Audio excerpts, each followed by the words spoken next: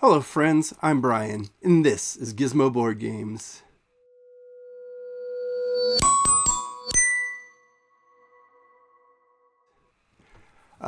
We've reached the end of the year and the end of a month, and as you've seen from the title already, I'm doing the Golden Gizmo Awards.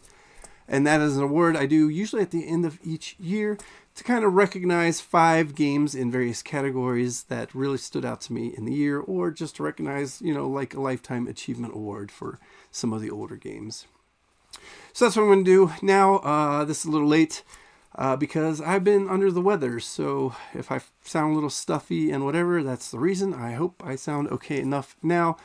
But I meant to film this almost a week ago even, so I'm behind, trying to catch up. And in that regard, I'm also going to do my usual monthly look back video and do a little combined into one, because my month back video, I usually talk about the videos I released, and the new to me games I played is usually the bulk of that. And I only played one new to me game, well, 2 if you count my preview of Death Valley Highs and Lows. Check out that video. That's my latest video that I just released the other day, a review copy of that.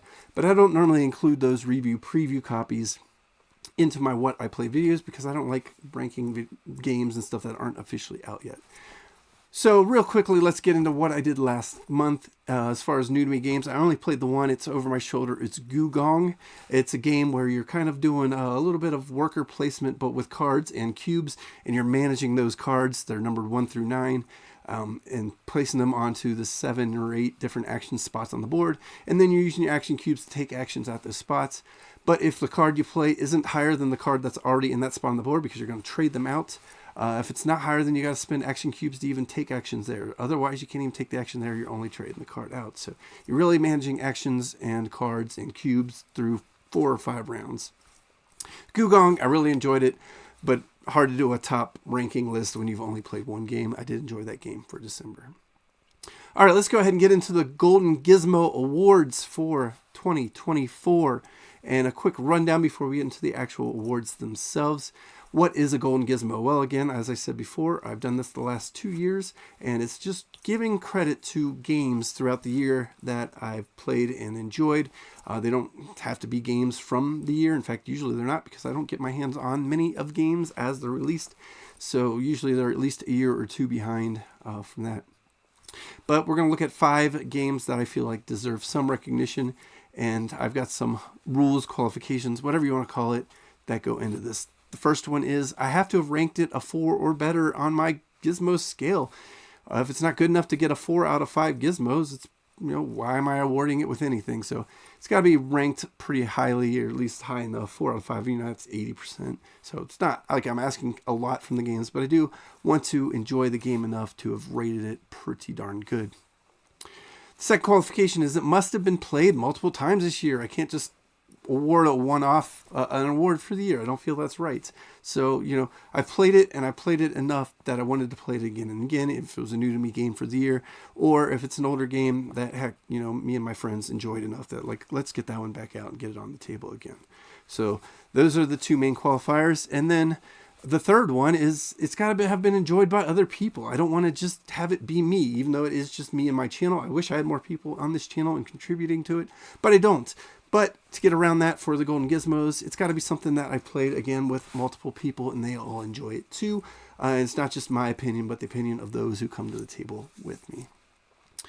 And then finally, it must never have previously won a Golden Gizmo. I'm not going to re-award a Gizmo. If you've already got the Golden Gizmo, you've got it. You don't need to worry about it.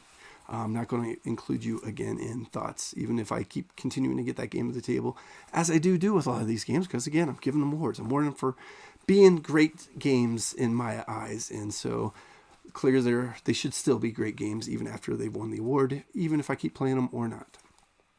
All right, so the 5 categories are the solo or co-op game of the year, and that's the one where it is going to be my opinion.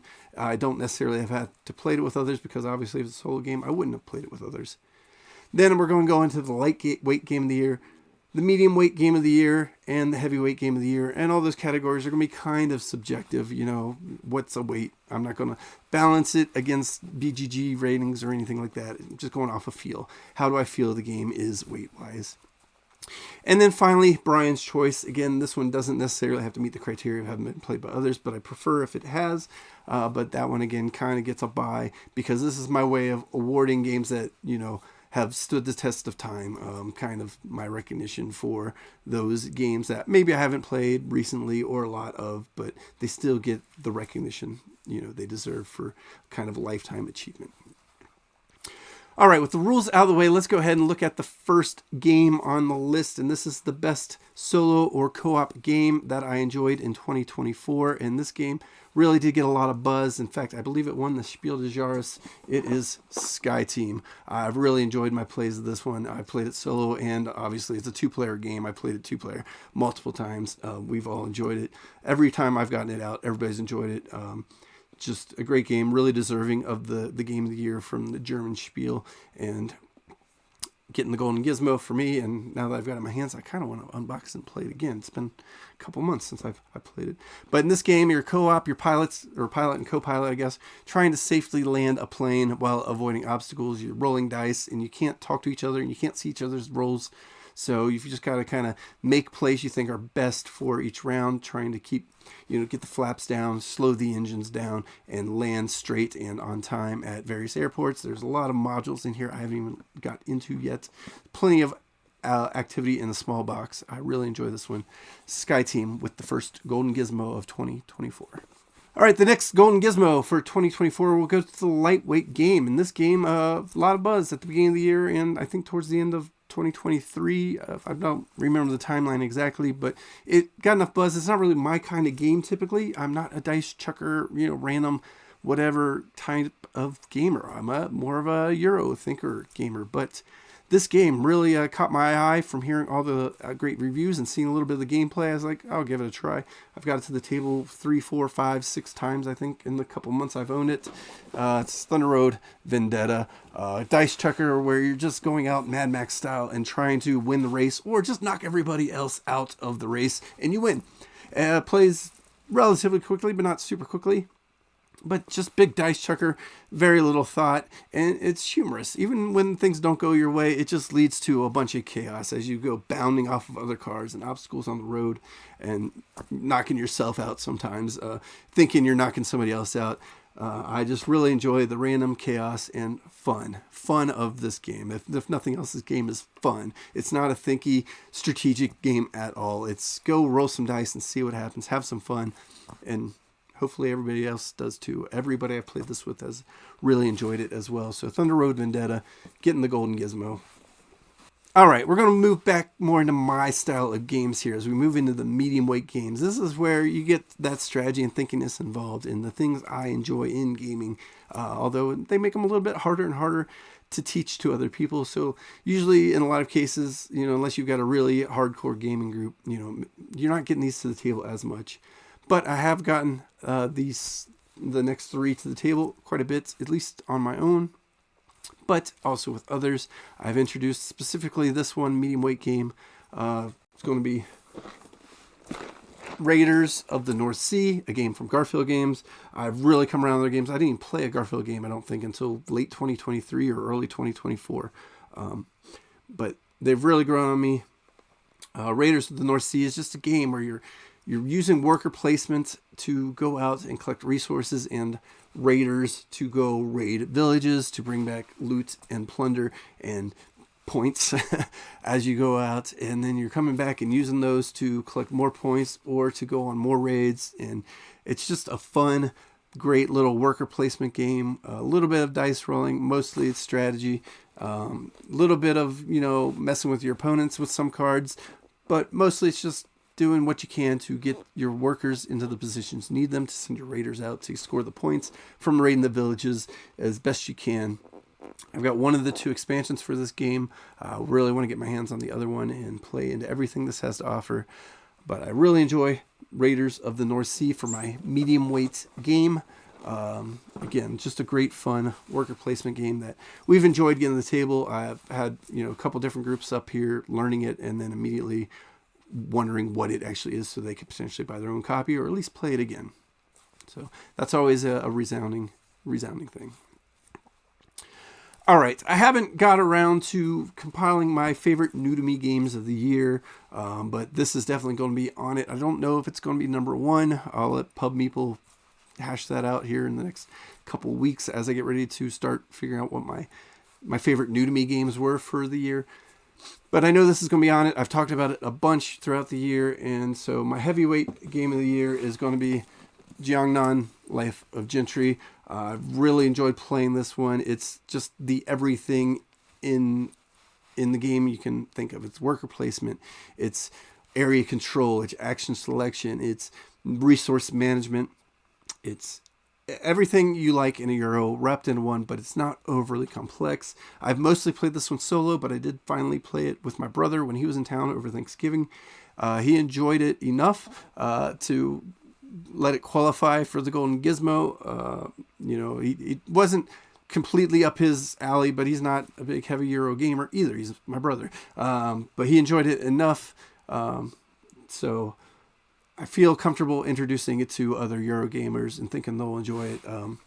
It fits that realm for me with Dune Imperium and Lost Ruins of Arnak as far as games with a lot going on that, if you're someone who likes just variability in games and lots of thought, action selection, resource management, area control, really trying to plan out your actions and your selection, because your action selection system, you're actually drafting more and more action selection, so you could find yourself without certain actions at different times in the game if you wasted your actions, because you are going to lose your action cards every turn too. Just a lot to think about, a lot going on. I really liked Jiangnan Life Gentry. I've done a review for this one pretty recently too, if you want to check that out. But gets my Golden Gizmo for a heavy game of the year. And that brings us to the final Golden Gizmo for 2024, the Brian's Choice Award, kind of the Lifetime Achievement Award. And this is a game I had on a recent 10x4 solo challenge. So I've got it to the table a lot solo, and I got it to the table in a group a couple times really early in the year. Or maybe it was the end of last year, but either way. But everybody's enjoyed it every time I have got it to the table with people, and it's going to be 5 tribes. This is just a game where it's really a lot of analysis paralysis. If you're really analysis paralysis prone or don't like it, you might not want to check this game out, because every time somebody takes an action, the game state changes. But what you're doing is you're just picking up all the meeples from one tile and then dropping them off one at a time around the tiles until the last one you drop off. You can collect all the meeples of that color on the tile, and then do the meeple action and the tile action, rinse and repeat until there are no legal actions left, and then you just see who scores the most. The one thing I like about this a lot too is you're actually going to bid your action points at the end of every round to determine turn order for the next round. So you're wasting your potential victory points to make that one move that's clearly the best move on the board the next round. And how much are you going to waste? Because you could bid one more point than you really needed to and then lose the game by that 1 point later in the game. It's got a bunch of different action. I think there's 6 or so different action meeple colors, so you're doing those different actions as you collect those meeples. And there's 5 or 6 different tile types that are also going to give you different actions as you complete those tile actions. It's just a lot to think about, a lot going on. I really enjoy 5 Tribes from Bruno Cathala. Just one of those games that I've enjoyed since I first got it, and it was one of the first games in my collection way back when I started getting games, I think 2015 or so. Not sure when this game came out, but I've enjoyed this one for years, and so it's getting my Brian's Choice for the Golden Gizmo of 2024. And that's the video. That's the Golden Gizmos for 2024. We'll see what happens next year as I get more plays of new games and old favorites and everything else to the board. We'll see what kind of games show up next time, and we'll see you then. Give me a thumbs up if you like this video. Subscribe below if you haven't already for more of this style of video, reviews, content, top 10s, just random board game chatter, whatever it is. I do it. Try to do 1 video a week is kind of my goal. No promises there. I do work and everything else with family, but I do my best to get 1 video out every week. So if you're new to the channel and you want to check me out, that's what I got. Subscribe below. See you, and I will catch you next time.